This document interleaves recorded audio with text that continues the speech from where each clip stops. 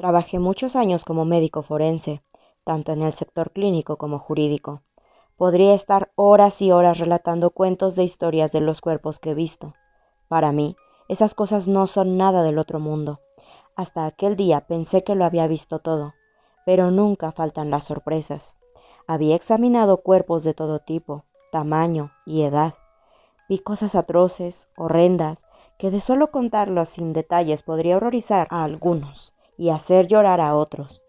A veces lo que más me impactaba no era necesariamente el cadáver o su estado. Algo que podía causar impresión, al menos en los primeros años del iniciado, es la causa de muerte.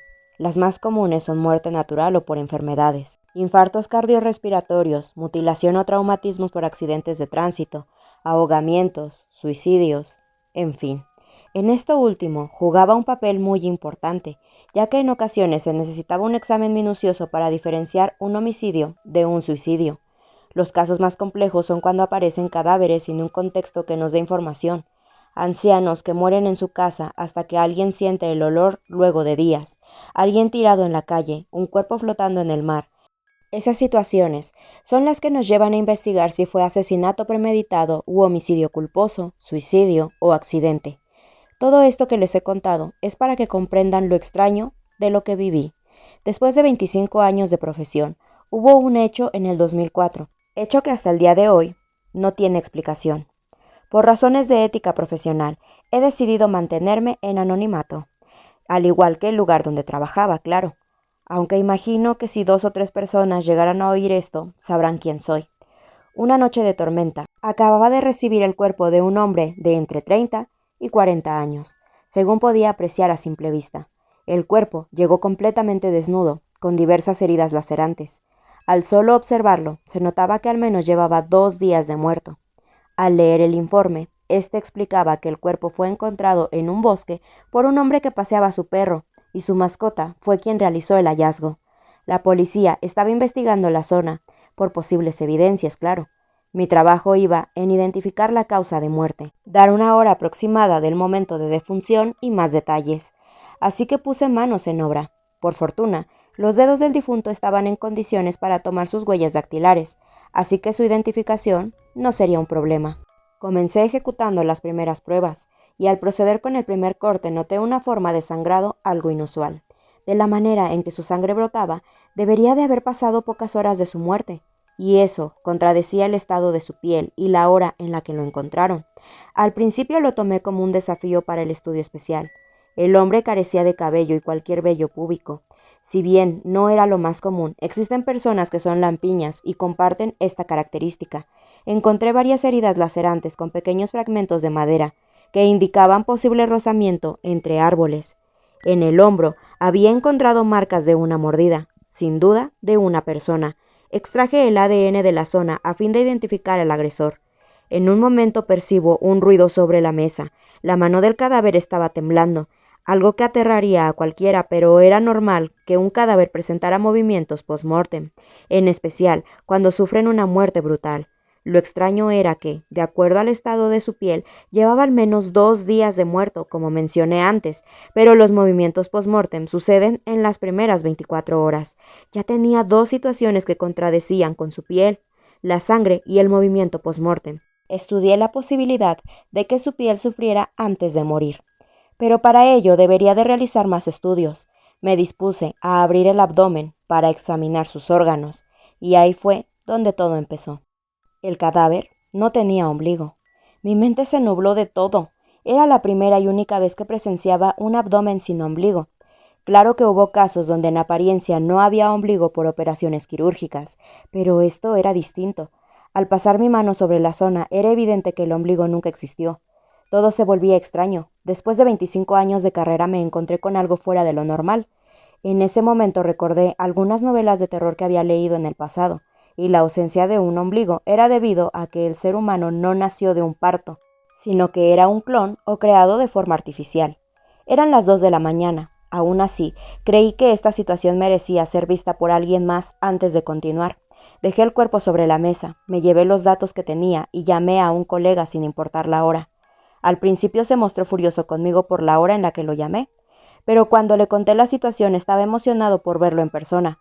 Al girarme, noté un detalle. Recordaba que su rostro miraba hacia arriba, pero en ese momento miraba hacia un costado.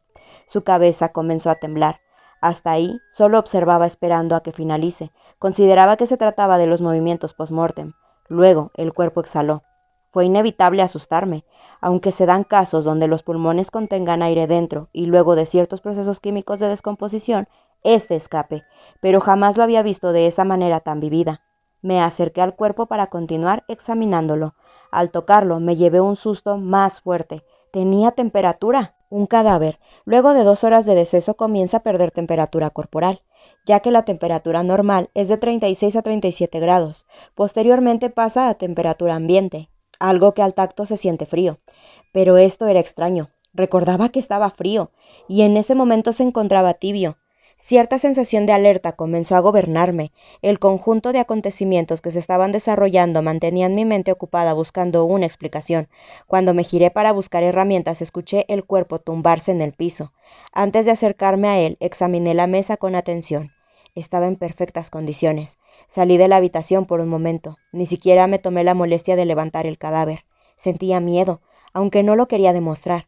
Entendía que un hombre de ciencia como yo no podía dejarse engañar por cosas como esas. No lo quería aceptar. Decidí esperar a mi colega. Entendía que entre dos sería mejor manejar esta situación. Luego de unos minutos, él llegó. No paraba de hablar de un montón de hipótesis, dando ciertos síndromes que había conocido y estudiado. Él se veía emocionado. Tenía vocación por su profesión. Mi colega no dejaba de expresar sus ideas, hasta que tuve que sujetarlo con fuerza para que se callara. Cuando me miró con seriedad, le expliqué de la temperatura del cadáver. Él me miró sorprendido. Me dijo que era imposible, y eso yo ya lo sabía. Negó totalmente lo que le dije. Quería ver el cadáver. Antes de llegar le expliqué que el cadáver cayó por sí solo de la mesa, pero él contestó que seguramente lo choqué sin querer. Él se colocó su túnica y entramos a la sala. El cuerpo no estaba. Mi colega pensó que se trataba de una broma. Le mostré los datos recogidos y las herramientas que había dejado en uso. Donde había caído el cadáver había una pequeña línea de sangre. Mi colega me preguntó si estaba haciendo todo esto para jugarle una broma. Trataba de explicarle la situación. Le mostré la orden que recibí con el cuerpo. Y de pronto lo vimos a él sentado en un rincón. Solté mi carpeta dado el espanto.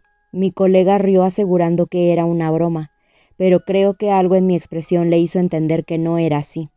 Él me hablaba y yo no lograba reaccionar. Se acercó hasta el cuerpo, apenas tocó su rostro y se apartó al instante. Retiró la mano de él como quien ve un animal que lo pudiera morder. No me dijo nada, me pidió que saliéramos. Cuando estaba más calmado me dijo que al tacto sintió temperatura elevada, como si tuviera fiebre. Pero peor aún, le sintió el pulso. Dijo que en el momento que sintió la vena palpitar quitó la mano por reflejo y no se atrevió a verificar. Él me preguntaba si lo que le decía era verdad, si no había algún truco en todo esto. Le juré por mi familia que no. Oímos la puerta de la sala de la morgue abrirse. Nos quedamos petrificados. Éramos las 2 únicas personas en el establecimiento. Con mucho sigilo nos acercamos a la sala de la morgue. El cuerpo no estaba por ninguna parte. Al revisar las cámaras de seguridad, desde que comencé a trabajar con el cuerpo, lo vimos todo. El cadáver había girado su cabeza durante el examen. Luego se volteó y cayó. Cuando lo dejé, este se arrastró por el suelo usando únicamente sus brazos. Antes de que entráramos, había intentado levantarse, pero cayó sentado en el suelo, en la posición en que lo encontramos. No supimos más nada del cadáver. Tomamos capturas de las grabaciones y elevamos el informe a nuestros superiores. Al otro día los resultados de las huellas dactilares llegaron. No coincidían con la base de datos.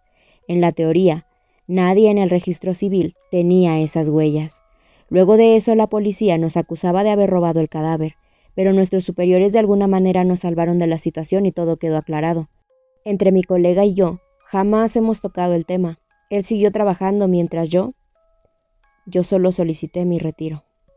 Si este video te gustó, dale corazoncito, sígueme y no olvides suscribirte a mi canal de YouTube y seguirme en todas mis redes sociales.